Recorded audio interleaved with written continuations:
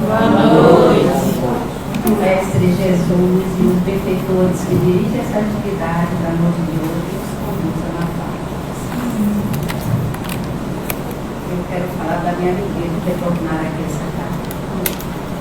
Estou muito tempo afastada, depois da Covid, eu não estava assim aqui, mas agora estou muito feliz em retornar. A vida semana ele falou, aí eu vi aqui, ela disse assim, pense em alguma coisa aí para você falar. Peça aos mentores. Eu falei, ai meu Deus do céu, ela de conta da situação, não vai me dizer logo o que ela quer, ela manda eu pedir aos mentores. E eu fiquei pensando no Evangelho, e no capítulo 17, ser bem feito, tem um item chamado O Homem de Bem. Eu achei interessante, diante dessa turbulência que a gente vive hoje, diante dessas dificuldades, das dores, do sofrimento, da violência, seria interessante que a gente fizesse uma reflexão sobre esse tema O Homem de Bem, para que cada um de nós que aqui nos encontramos possamos fazer essa viagem interna para saber o quanto do homem de bem dito no Evangelho está dentro de mim. E como eu posso usar ele no dia a dia da minha vida. É uma mensagem extensa.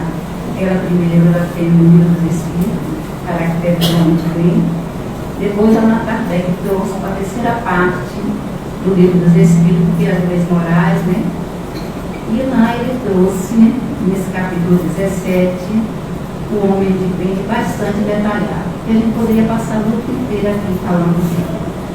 Então eu fiz uma pesca, tá? Aqui com uma pesquinha aqui, onde eu tirei alguns aspectos para que a gente possa compreender por que nós estamos aqui na Terra, o que nós viemos fazer aqui.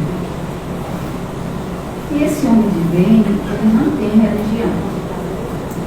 Ele não tem corpo de pedra. Ele não tem situação social e econômica. É o homem criado por Deus, o homem de bem. E esse capítulo, esse livro desse capítulo, ele começa assim, eu vou ler só a primeira parte, porque ela é muito grande, depois eu vou pescando, inclusive, que eu coloquei, para que a gente não se canse em saber se nós somos verdadeiramente homens de bem. Quando a gente fala em homem de bem, homem no sentido do ser, a mulher de bem também, mas porque normalmente quando a gente fala na doutrina, a gente fala da criatura humana, do ser humano, do homem, então a gente sempre tem essa expressão do homem. Então o homem de bem é todo ser criado por Deus. E a gente vai descobrir dentro de nós, nessa jornada que a gente vai fazer agora, esses aspectos, essas características que o Evangelho nos traz. Nós sabemos que o Evangelho é uma fonte de luz. Todos nós que somos espíritas, ao acessarmos o Evangelho em casa para fazer o nosso Evangelho lá, quando abrimos o Evangelho, imaginemos uma tocha de luz resplandecente na nossa casa, circulando por todo o nosso lar, em todos os ambientes, e depois se estendendo em toda a extensão da nossa rua, do nosso prédio ou do condomínio que a gente vive. Essa é a função do Evangelho, trazer luzes para dentro de nós, para onde a gente está iluminando o nosso caminho. E como eu falei antes, para que a gente possa compreender esse homem de bem, é necessário que a gente se conheça, que é uma coisa bastante difícil. A gente tem hábito de conhecer o vizinho, o marido, o filho, o colega de trabalho, mas a gente não buscou ao longo da nossa vida aprender a conhecer-se. Para se conhecendo, identificar aquilo que a gente precisa transformar.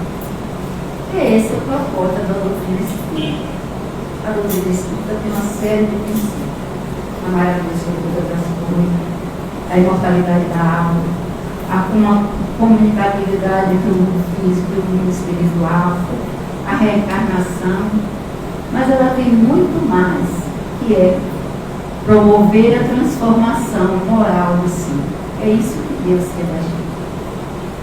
É que a gente se torne esse homem de Deus.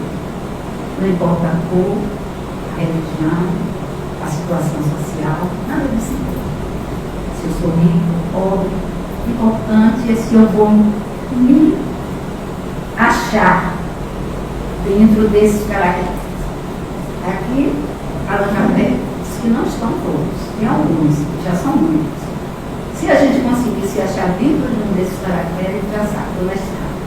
Só é pegar o rumo em direção a Jesus, seguindo os passos dele. Parece difícil quando a gente olha assim, meu Deus do céu, mas está tudo dentro de nós, não tem nada fora. Tudo isso, toda a solicitação desse homem dele está dentro de cada um de nós. A gente pensa muitas vezes que a gente não vai ter condição. Isso é muita coisa para mim. Mas não é. Porque Deus não coloca fardos pesados no mundo daqueles que não amam. Então, se nós estamos hoje aqui para refletir sobre a proposta do homem de bem, é porque nós somos capazes, cada um de nós que estamos aqui, somos capazes de chegar em casa, pegar o Evangelho, pegar o livro do estudo na questão 918, caractere do homem de bem, pegar o Evangelho no capítulo 17, ser perfeito, e ter como ver, e mergulhar no estudo de uma proposta onde a gente vai realmente cada vez se encontrar. A gente hoje vai se perceber aqui e a gente vai se encontrar no dia a dia da nossa vida. Vamos dedicar 2025 para a gente proporcionar a gente esses caracteres do mundo. Porque eu não sei se vocês têm, mas eu tenho um hábito de quando a gente chega fim do ano, um monte de promessas, né? Ano novo, peixe branco, come uva, não sei o que lá, come peru, sei lá, come pouco, come isso, come aquilo, faz um monte de coisa, pula 7 ondas na praia, leva flores, um monte de coisa. E faz uma série de promessas para Deus, para Jesus, para o santo. Tudo bem, não tem nada de errado. Mas esse ano a proposta vai ser diferente. A promessa vai ser para nós mesmos. Cada um de nós que aqui nos encontramos, vamos nos prometer. Se não no fim do ano, quando eu chegar lá no dia 31 de dezembro, olhar para trás e dizer, eu consegui. Mas se eu conseguir pelo menos uma dessas virtudes profunda, praticada no dia a dia, não só nas palavras, aí a gente já está numa vitória. Vamos lá? Então ele diz aqui que o homem do bem, vou só pegar um trechinho aqui para poder a gente se situar, depois eu vou destrinchando as coisas que eu quero. O verdadeiro homem de bem é aquele que pratica a lei de justiça, de amor e de caridade, na sua maior pureza. Questiona a sua consciência sobre seus próprios atos. Perguntará se não violou essa lei, se não fez o mal, se fez todo o bem que pôde, se negligenciou voluntariamente a ocasião de ser útil, se ninguém tem queixa sobre ele, enfim, se fez aos outros tudo que gostaria que os outros fizessem. Olha só, esse primeiro trechinho, quanta coisa já exigiu da gente, né? Desse homem de bem. Então, para que a gente alcance todas essas características do homem de bem, como eu falei no início, é necessário que a gente promova em nós o processo de autoconhecimento e, consequentemente, com esse autoconhecimento a gente conhece a nossa transformação moral, que é a proposta de Jesus. Então, quando ele diz assim, que o homem de bem tem fé em Deus, né, na justiça, o que ele está querendo dizer para a gente? Que nós acreditamos. Quem tem fé, acredita. Quem tem fé, confia. Quem tem fé, tem esperança. Então nós precisamos nos revestir desses sentimentos que estão inatos, eles estão dentro de todos nós. E ver como é que nossa fé está se processando. Em fé na justiça, no amor. Então, como é que essa fé está se processando dentro de mim? Porque a gente fala muito palavras bonitas, a gente arruma as palavras quando vem falar para as pessoas. Mas eu acredito que quando você vem falar, primeiro é que tem que ouvir é você mesmo, porque a culpa está bem perto do ouvido. E quem está falando está precisando muito mais fazer. Mas quem está ouvindo também, se está aqui, é que precisa refletir sobre isso. Então ele diz assim, agora eu estou na minha vez. Ele diz assim, ele tem fé em Deus, se submete à vontade de Deus, como diz, se submete à vontade de Deus. Quem de nós aqui já não fez uma queixa quando acontece alguma coisa? Perdeu o emprego, um namorado, tomou uma topada, perdeu o ônibus, a comida não estava boa. Por coisa mais simples, acha que tudo que acontece com a gente, tem alguém que é culpado. Não sabendo nós que nós somos construtores da nossa história. Tudo que nos acontece não é da vontade de Deus. A gente se submete à vontade de Deus, mas as dores que a gente aplica na nossa alma, as nossas aflições, são respostas de vidas passadas, onde a gente infligiu a lei divina. Mas o homem de bem que sabe que a vida aqui é passageira, que ele é um ser espiritual, ele se submete a todas as dores, não como reclamação, mas como reflexão para que eu estou passando por isso. E não por quê. Normalmente, quando a gente passa por uma dor, uma decepção, ou a gente queixa Deus, ou o vizinho, ou o padre, ou o amigo, a gente nunca tem culpa. E a gente não tem, na verdade, a palavra culpa não deve nem ser usada na doutrina espírita, mas sim responsabilidade. Nós somos responsáveis pelos nossos atos. Então, o homem de bem, ele se submete à vontade de Deus. O homem de bem, ele tem fé no futuro, ele tem a certeza de que Deus está no comando. Então, toda vez que me acontece qualquer coisa que eu acho negativo ou positivo, eu tenho que entender que Deus está no comando. Mas Deus fez isso para mim, não é que Deus queira uma coisa ruim para você. É porque aquela coisa que lhe aconteceu muito menos do que você necessitava, porque a misericórdia de Deus já está ali, tomando conta de você, tomando conta daquele momento, para que a dor não seja tão grande como a gente imagina. Porque para uma pessoa tomar uma topada, é uma dor. Maria arrancou minha mão. E acabou com o meu esmalte. Para outro tomar uma topada, é seguir à frente. Que bom que vocês me empurraram e agora eu já tenho mais um passo em direção à minha autotransformação. É a questão única da visão que a gente tem da vida. Qual a visão que eu tenho da vida? Será que eu já me perguntei assim? Qual a visão que eu tenho da minha existência aqui na Terra? A gente se preocupa muito com a missão. Sempre com a missão do outro. E nunca com a nossa missão. Que pode ser simples.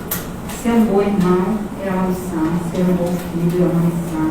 Ser uma boa mãe é uma missão. Ser uma dona de casa é uma boa missão. Ser um trabalhador honesto é uma boa missão.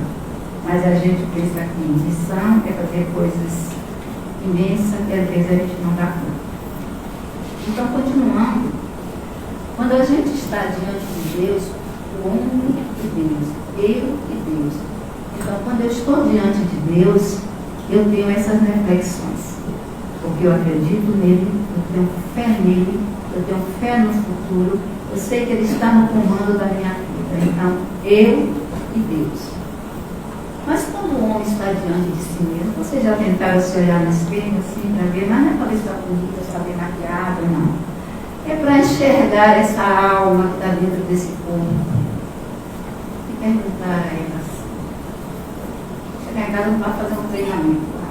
Cada um no seu cantinho. Pega o espelho, né, e fica diante do espelho, olhando esta alma. porque nós somos alma encarnada. Esse corpo aqui é como uma veste. Então, olhando para dentro lá e olhar assim, meu Deus, agora que eu estou diante de mim mesmo, eu quero descobrir esse homem de bem que está dentro de mim. Porque eu já falei com o Senhor e já sei que eu tenho fé no futuro. Eu confio no Senhor que está no comando da minha vida. Eu sei que tudo que me acontece é de responsabilidade minha, mas para o meu crescimento. Então, quando eu estou nessa conversa com Deus, eu e Deus, quando eu estou nessa conversa comigo mesmo, eu diante de mim mesmo, eu vou fazer alguns questionamentos. Ele diz assim: quando o homem está diante de si, tem um processo, um mecanismo de autoconhecimento que vai refletir alguns itens que a gente precisa se perguntar. Aí a gente vai assim, mas já não está muito tarde, já estou quase chegando para a velhice, não vou perguntar mais nada não. Agora é que está na hora de perguntar. Porque agora é que a experiência, toda a experiência da vida vai dar condições para a pessoa fazer a determinada pergunta. Então o homem, diante de si mesmo, ele tem o princípio de interrogar a sua consciência. Interroga a consciência para ver, será que eu fiz tudo que eu tinha que fazer? Será que eu estou cumprindo a lei divina? Como está meu comportamento diante da vida? Então, todo homem de bem faz esse interrogatório com ele mesmo. Depois vocês vão ler o Evangelho, vocês vão ver que está bem detalhadinho. O homem de bem também, ele pergunta, né, se ele violou a lei de Deus. Porque às vezes a gente nem se dá conta que viola a lei de Deus. Faz alguma coisa com engano, não reflete, não faz uma reflexão a respeito daquilo, e depois a vida vai empurrando a gente para frente e a gente não se dá conta se violou. Porque a gente nunca se perguntou isso diante de si mesmo, diante do espelho. Depois um amigo de bem, ele pergunta: será que eu fiz alguma coisa além hoje, deixei de fazer o bem, tive a oportunidade de fazer o bem e não fiz? E uma vez eu já até contei isso aqui. Lá atrás, há muitos anos, eu passei por um processo de descoberta que eu não era uma pessoa do bem. Foi doloroso essa descoberta, porque ainda o orgulho, a vaidade, o egoísmo, ele está muito grande dentro de mim. Ele ainda tem, mas eu estou trabalhando. E eu passei por uma situação, eu estava em um restaurante almoçando, e nesse dia eu tinha dinheiro, eu tinha tipo de alimentação. E uma senhora com uma criança e um senhor se aproximou do balcão para ser atendido. E na época de R$5, olha, eu não sou velha, não, porque o dinheiro se desvalorizou, na época de R$5 tinha valor, um valor relativo. Ela se aproximou do balcão para tentar comprar alguma coisa assim, tipo pastel, alguma coisa assim. Era o restaurante, tinha a parte do restaurante e tinha essa parte da cantina. E me veio aquela emoção e aquela vontade, olha só, veio a vontade, eu tinha as condições, mas eu não me movi. Eu tive a vontade, eu vi que a moça estava com pouco dinheiro, eu tinha condições, mas eu não me levantei. Porque eu fiquei pensando, se eu for lá, ela vai dizer assim: o que você tem a ver com isso? Repara como é que a gente está sempre procurando desculpa, né? E se ela não me responder nada?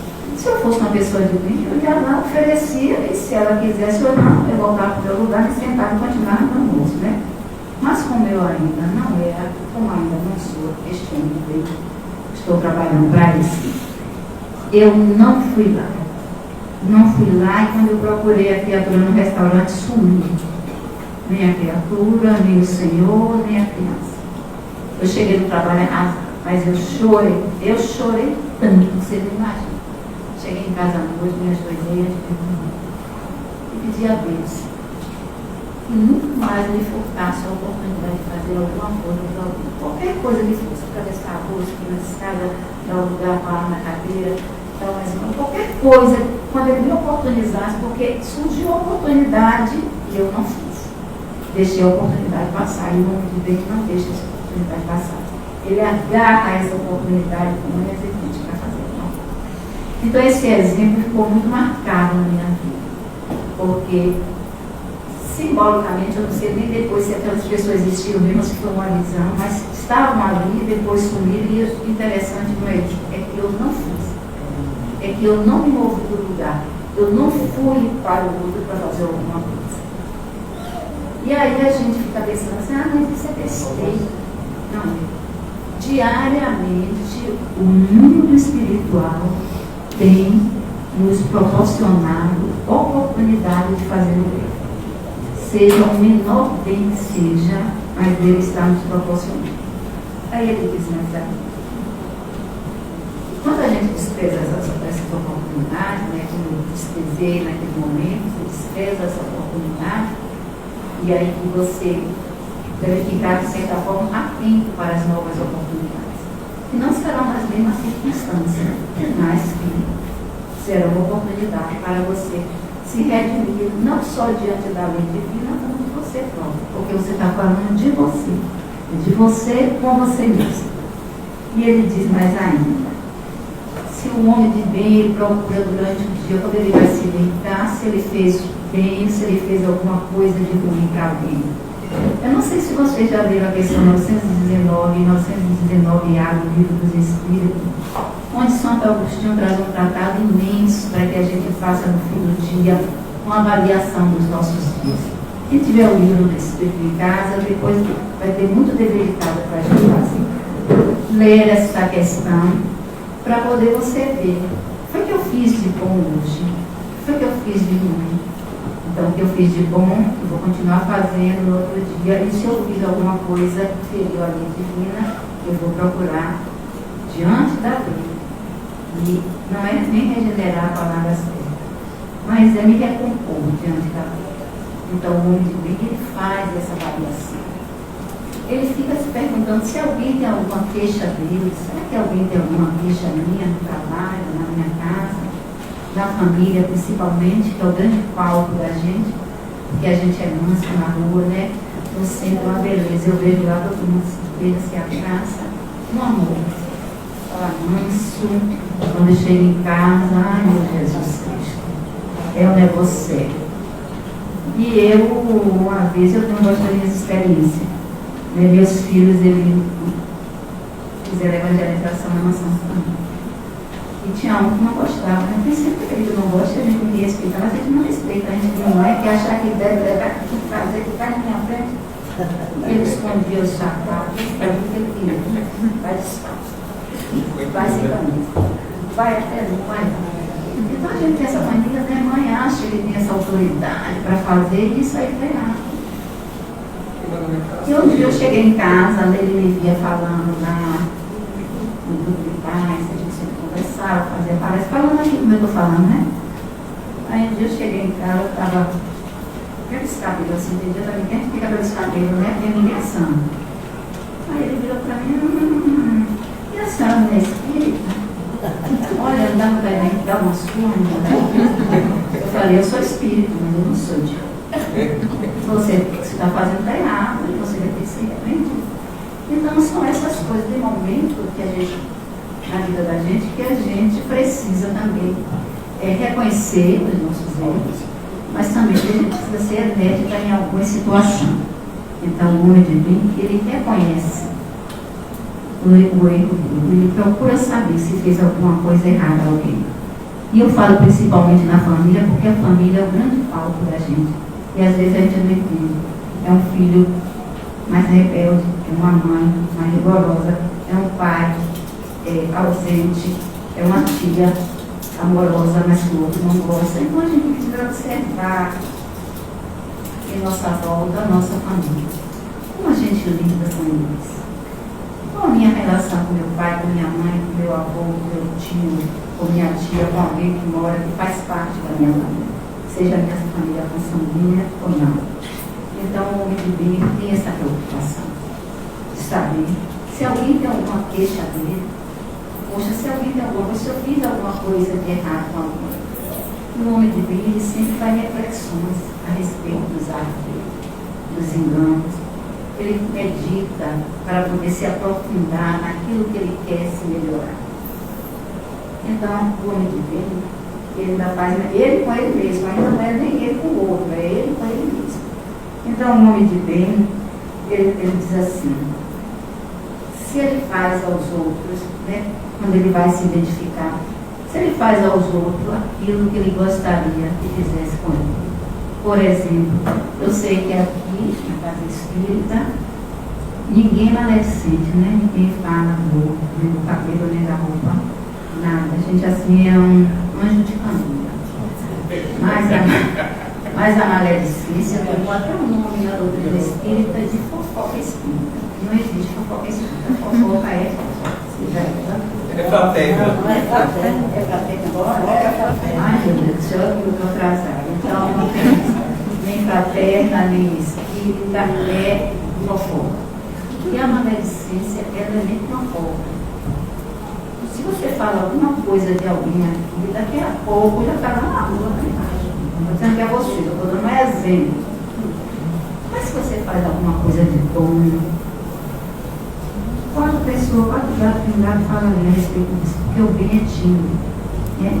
E o homem de bem, não. O homem de bem está sempre, se eu vou falar alguma coisa de alguém, ou ele sai fora, ou ele procura, naquele efeito todo que as pessoas estão falando, uma virtude, para fazer que aquela virtude resplandeça.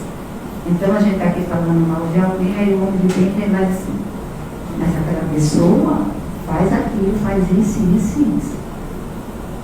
Então o homem de bem tem essa parte valorosa.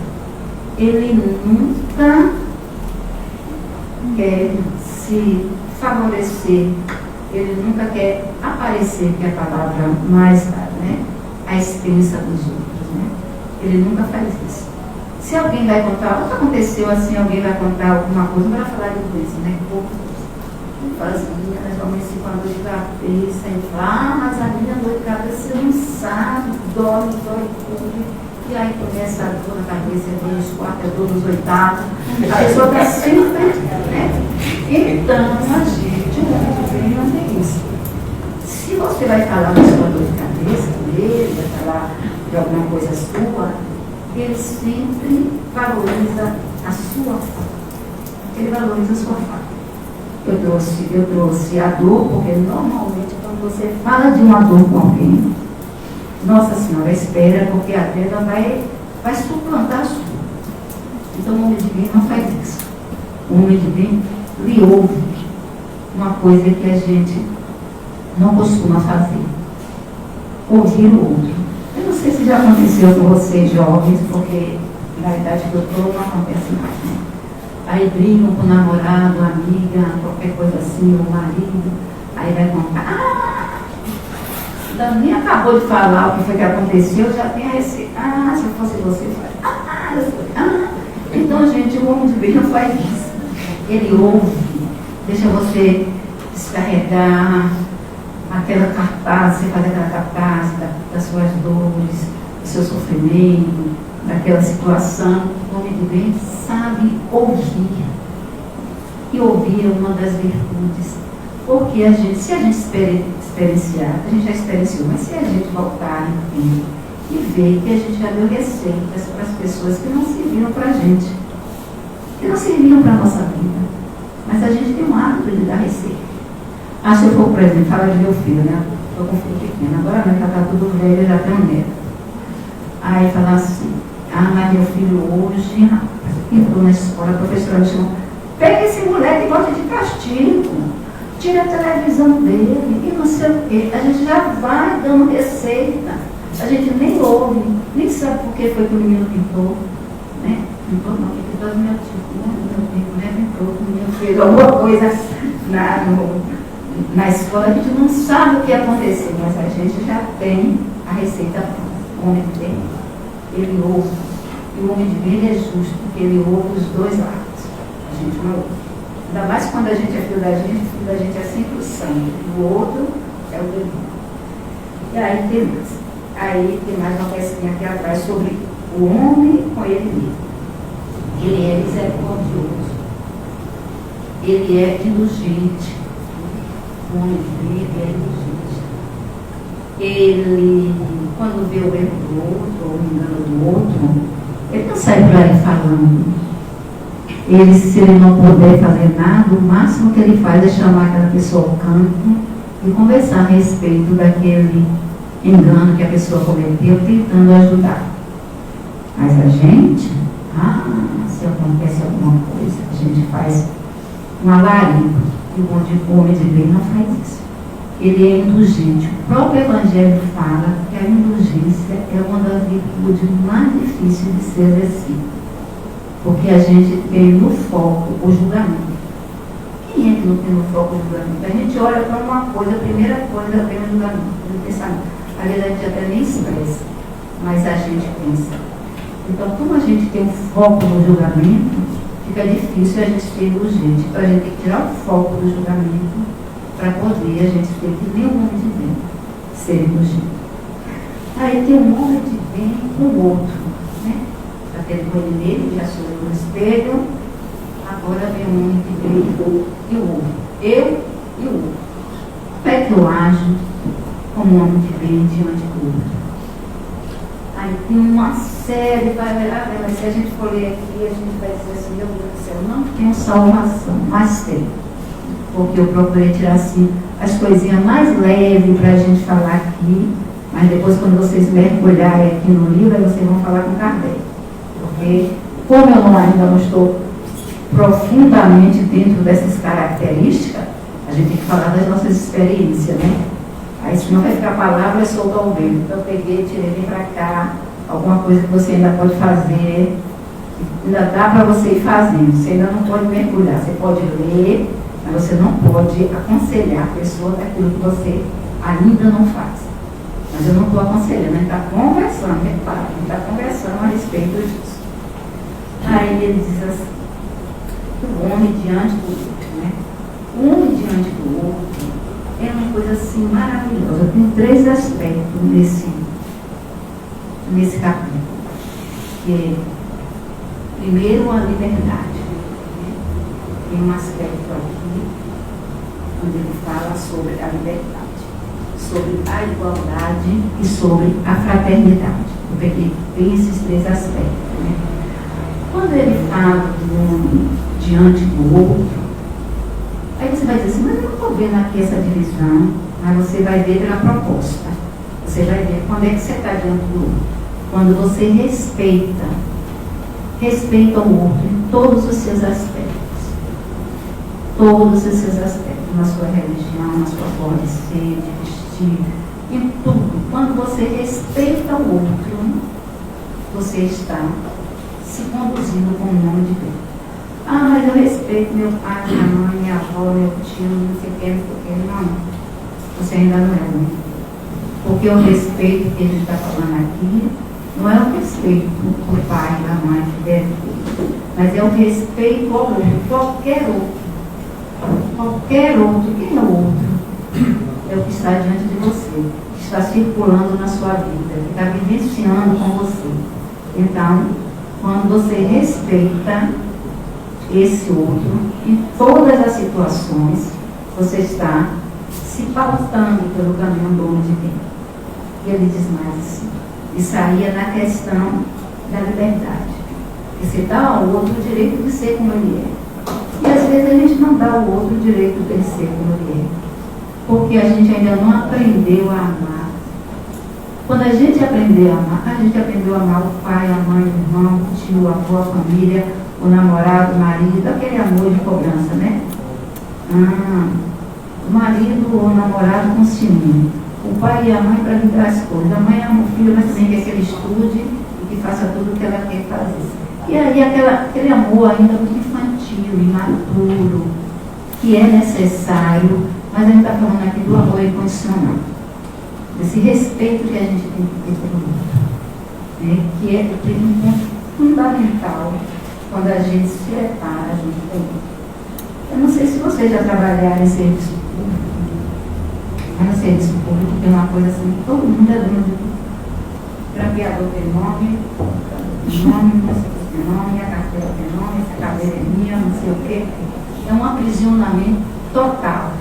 Se alguém for pegar a cadeira do outro, meu Jesus, vai uma confusão. A liberdade de expressão é muito boa. Porque todo mundo que tem direito a falar, e todo mundo acha que tem razão. Isso é na sociedade. Mas quando a gente aprende a respeitar o outro, aí a gente vai ver que muita coisa que a gente guarda dentro de nós, essa coisa vai se diluindo, porque o respeito ao outro não só liberta ele, como a gente também. Eu não sei se vocês já ficaram alguma vez com raiva de alguém, eu acho que não. Fiquei com raiva dele. Aí eu estou com raiva de fulano, eu estou com uma raiva. Aí você não pensa assim, mas se eu estou com raiva de fulano, eu estou ligada a essa pessoa, né? Toda vez que precisa treinar com essa aqui, a sua mãe dentro de mim, eu estou vinculada a ela. Mas quando eu vou lá e resolvo essa parada, né? Resolvo esse problema, a gente dilui esse negócio, a gente volta leve, não é isso? Tranquilo, meu Deus, quanto tempo perdido. Ah, eu estou com raiva, eu estou não está nem aí, ó. Não nem aí, está nem aí, está nem aí. E aí a gente fica se enferrujando por dentro, se destroçando por dentro, quando na verdade essa coisa poderia ser resolvida logo. Então, esse respeito que a gente tem pela opinião do outro, esse respeito que a gente tem pela posição que o outro ocupa na sua vida, só o homem de Deus. Quando a gente se pega questionando o outro, aí você diz, poxa, eu tenho que ir lá no evangelho desse negócio. O homem de bem, ele trata todos por igual. Olha só, todos por igual. Quando você lê segundo. Aí eu fico pensando, será que a gente está nesse caminho já de tratar todos por iguais? De ver todos como nossos irmãos? A gente fala que somos filhos de Deus, somos todos irmãos, mas será que a gente sente dentro de nós isso? Esse sentimento de irmandade, de igualdade, de tratar o outro como extensão de nós mesmos? Porque a gente fala que é bom, a gente fala que é caridoso, a gente fala que é fraterno, mas será que a gente compreende cada expressão dessa? Porque a gente só vivencia aquilo que a gente compreende. Se eu não compreender essa expressão profundamente, eu não posso vivenciar. A proporção que eu vou compreendendo, eu vou vivenciando. Ninguém aprende nada de um dia para o outro. Então é assim que a gente nasce, aí vai crescendo, aprende a engatear, andar, virar letra, e aí vai se familiarizando com a vida e vai crescendo devagar. Então, nós não vamos sair hoje aqui, descer as escadas, chegar lá, nós somos o mundo de Deus. Já está tudo resolvido comigo. Não vai. Mas a gente vai se prometer a si mesmo que diante desse processo que é nos apresentado por Allan Kardec, a gente pode escolher. Olha, não dá para fazer tudo não, viu, Allan Kardec? Mas eu vou começar a fazer alguma coisa na minha vida. Eu vou começar a falar com Deus a respeito da justiça dele, da fé do futuro, da consolação. Eu vou começar a falar comigo mesmo a respeito desse sentimento que eu trago dentro de mim e eu vou começar a olhar o outro. Então, depois da igualdade, também aqui nos fala da fraternidade. O homem de bem, ele é fraterno. E ser fraterno, muitas vezes, a gente entende fraternidade como filantropia. E fraternidade está aliado à caridade. E a caridade é o amor que a gente sente pelo outro. Todos nós temos dentro de nós essa virtude. Só que muitas vezes, tanto a fraternidade como a caridade, a gente trabalha ela de um modo assim, exasperado. De repente, quero fazer para poder mostrar a mim mesmo, para mostrar o outro, para mostrar a Deus. Mas a caridade não quer nada disso. A caridade, primeiro, quer que você ame. Se você vai levar uma sopa na rua, vai dar uma cesta básica, vai fazer alguma coisa, você vai entregar porque você ama o outro. Porque você está sentindo a dor do outro. Eu já participei, que a gente sempre que é espírita, a gente se mete em tudo, pensando que vai ganhar um pedaço do céu. E é sopa, e é distribuição de cobertores, e é almoço. Tudo que a gente pode fazer, a gente vai. Porque a gente está na hora, quando a gente chega na doutrina espírita, a gente sabe que a causa é salvação. Então a gente quer fazer tudo de vez. e às vezes de qualquer jeito. E eu sempre trabalhei nessas campanhas. Vamos para a campanha, vamos para a rua, vai. Fecha a camisa da instituição, tudo bem, vamos fazer isso, vamos fazer. E uma certa feita, eu já fiz vários desses processos. Uma certa feita, nós fomos num grupo distribuir, na época de inverno, distribuir o agasalho, aquele dormitinho que era horrível. Depois a gente conseguiu comprar outros melhor, porque aquilo ali espinha que era o ferro, né? Aí a gente comprou outros melhor. E aí nós vimos descendo, passamos a Avenida 7 toda, subindo para cá, quando chegamos ali na entrada do Lago 2 de Julho, tinha algumas pessoas dormindo, assim, bem maltrapilhas. E o processo era, se a pessoa está dormindo, eu pego coisa suspeita da cabeça dele e coloco o cobertor. Era esse processo. Mas uma das pessoas que estava, você veja como é, ficou arrepiada. Ela tirou o cobertor do saco, ajoelhou-se na frente da pessoa que estava lá e cobriu ele todo. Todos nós ficamos olhando aquela cena. Porque ali estava a verdadeira caridade. Ali estava o amor, mostrando para a gente que não era só dar, era dar com amor. E aquilo me marcou. Eu gosto das minhas lições, porque elas calam fundo dentro da minha alma. Eu ainda vejo a pessoa ajoelhada ouvindo o outro, naquela mensagem de amor para todos nós. Muitos dali perceberam, mas muitos levaram aquilo a noção. Então, a caridade que a gente vai fazer tem que ser com amor. A gente tem que fazer tudo que a gente fizer na nossa vida, tem que ser feito com amor. O homem de bem ou a mulher de bem, cozinha com amor. Quem sabe cozinhar? Ninguém sabe cozinhar.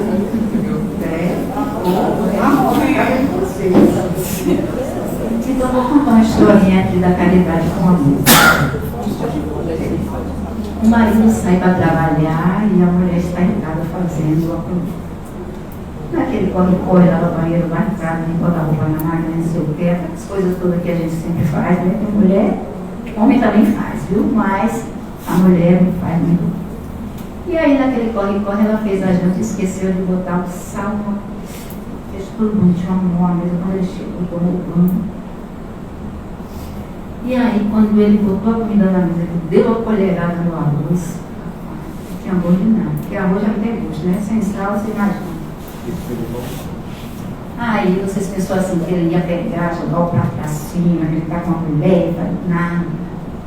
Ele caridosamente falou: meu amor, que bom que você fez esse arroz sem sal, porque minha pressão hoje ficou tão alta. E aí parece que o Espírito me incluiu, você fez esse arroz sem sal. Muito obrigada. Aí está a verdadeira caridade. De saber receber também, porque a caridade de dar, mas a caridade de saber receber. Porque depende da pessoa, poderia ser até a pessoa violenta. Jogar o prato para cima, fazer ato. Mas você veja, quando a alma está aberta para o amor, para a fraternidade, para o bem, aí tinha um homem de bem. Aquele homem que chegou em casa e soube reconhecer. Ele nem disse assim: ó, eu sei que você ficou o dia todo trabalhando, lavando. Ele não fez nada disso. Olha o que ele fez. E você, olha, intuiu que eu estava com minha pressão alta hoje. Mentira que eu não tenho pressão alta mesmo, mas ele trouxe aquilo com carinho. E aí as coisas se resolveram da melhor forma. Isso aí é para vocês, para nós todos aqui. Quando chegar em casa, vai comer sem sal, ou salgado. Se tiver salgado, a pressão está baixa. Se tiver sem sal, a pressão está baixa. Certo? Então, por favor, sigam essa linha pergunta. Então, aí está a caridade, que também fala aqui no Evangelho, sobre essa caridade. Agora, essa não pode poder nem relógio. Ai,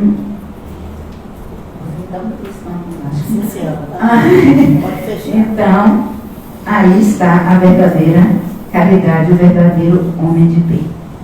E ele termina fazendo assim. Agora o finzinho eu vou ler, porque é muito interessante. Porque eu, na verdade, o que eu fiz foi um apanhado do que está aqui. Porque quando vocês se debruçarem aqui, a vida de vocês vão se arrepender. Tem muita coisa para ser feita em relação a dizer-se homem de bem. E aí ele chega no final de tudo, depois que ele dá esse legado, ele diz assim, ó, esta não é a relação completa de todas as qualidades que distingue o homem de bem, mas quem quer que se esforce para possuí-la, está no caminho que conduz a todas. Olha só. Então, quando vocês lerem aqui, vocês vão ter que ler o Livro dos Espíritos, questão 918 e 919, e depois ler o Evangelho, capítulo 17, Sede Perfeito, o homem de Deus. Antes de ler, faça uma oração para chamar os bons espíritos e seu anjo guardião para ficar perto de você, porque senão vocês vão se assustar e não vão querer ver até o fim. E daí vocês vão escolher para 2025, nós temos ainda 12 meses, né? Já não acabou o mês de janeiro, 12 dessas situações. Porque se ele disser que não estão todas, mas se eu já começar, cada mês eu vou trabalhar, em fevereiro eu vou trabalhar, eu volto aqui em setembro, né? Quando eu voltar aqui em setembro, eu quero saber, realmente, vou fazer uma sabatina para ver. E vou olhar nos olhares de vocês e vou ver se realmente vocês se transformar. Porque o processo de transformação, ele é difícil. A gente se autoconhece, né? Vai buscar lá uma sonda dentro de nós e sabe. Eu sou egoísta, eu sou vaidoso, eu sou invejoso, eu sou isso. Então, eu já sei que eu não devo ser. Agora, como eu faço para me transformar? Aí eu venho para o Evangelho. Eu venho para o Evangelho e o Evangelho me diz como eu faço para me transformar. E aí pronto. Se eu sou invejoso, eu vou ver, eu vou lá na inveja dele. Isso é inveja. Mas só para fechar, uma coisa que eu quero dizer para vocês, que é muito, muito importante, quando tudo isso da vez, é que muitas vezes quem trabalha em mediunidade, eu não sei se é alguém que frequenta mediúnica, e a gente na reunião mediúnica sempre vem espíritos sofrendo, chorando, desesperados, com dores, com ódio, com mágoa, e também tem outros espíritos alegres, felizes, agradecendo, gratidão. E por isso que Allan Kardec escreveu isso aqui. Por que será que lá, do outro lado, quando a gente chega, uns chegam felizes, satisfeitos, e outros chegam desesperados, com dores, com todo sofrimento? Por que será? Foi por isso que ele escreveu isso aqui. Todo aquele que aqui na terra fizer o bem, porque para Deus só interessa fazer o bem. Não adianta eu espichar meu cabelo, botar sombra, batom. O interesse é o bem que eu faço. O importante para a gente é começar a trabalhar dentro de nós esse bem que é fácil. Porque o bem você pode fazer de duas formas: moral e material, através da caridade, né? A caridade material, dando coisas, dinheiro, roupa, alimento. Tem muita gente que quer se livrar da roupa, no guarda-roupa, pega aquela que está mais rasgada, para que está assim, bota tudo no saco aí, derrapa lá para o centro, chega lá naquele miserável. Tem outros que nem nada, mandam a roupa suja, a gente recebe o saco de roupa quando vai abrir para limpar. Meu Deus do céu, é essa caridade material, que não deve deixar de ser feita. Não. Dona Joana de Ângela disse que a caridade ela começa no bolso. Você compra coisa, você dá dinheiro, mas ela termina aqui no coração. Quando ela chega no coração, você vai ver quando a sua caridade chegar no coração, que é a caridade moral. Quando você melhorar os seus pensamentos em relação a você, em relação a vida, em relação aos outros, os pensamentos indesejáveis. Quando você não for mais maledicente, quando você for capaz de atender o doente, vai no hospital, alguém está precisando passar a noite, alguém está precisando de uma prece silenciosa, não é para chegar no hospital. Eu venho aqui dar paz, botar a mão, isso. Ficar no cantinho ali, orando silenciosamente. E aí tem vários passos, tem vários passos que você vai trabalhando a sua caridade moral. Caridade material pode trazer tudo que você estiver em casa. Porque aqui se faz a a seleção. Cesta básica, dinheiro, tudo que você tiver pode trazer. Tem problema nenhum. Porque aqui tem um pessoal para fazer a seleção.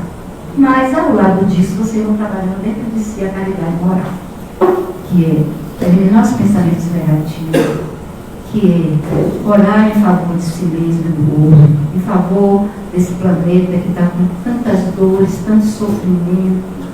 Então, isso é a caridade moral. E tem muitos outros passos que a gente não vai mais continuar agora, que eu já estou dando orar.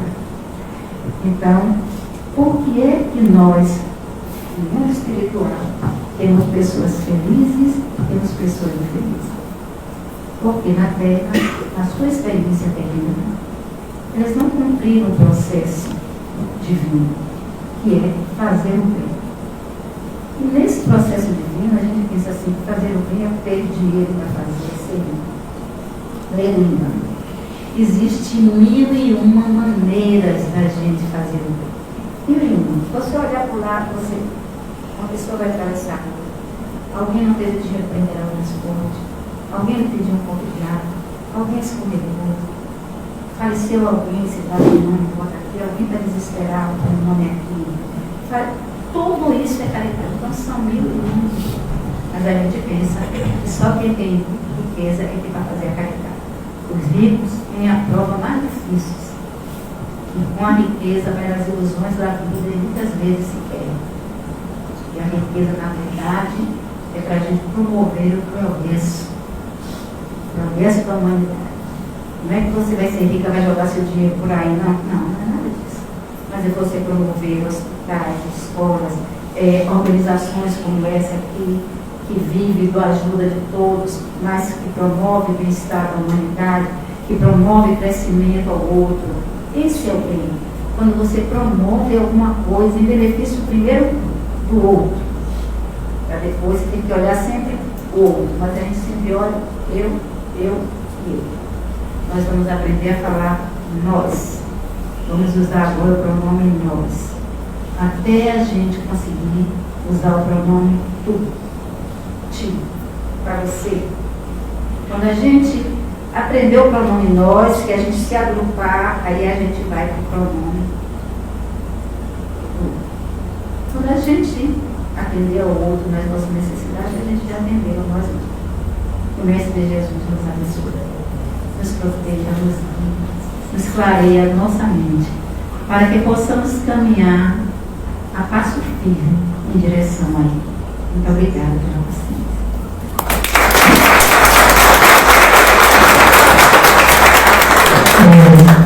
Deixa eu passar um pouquinho para a interpretação.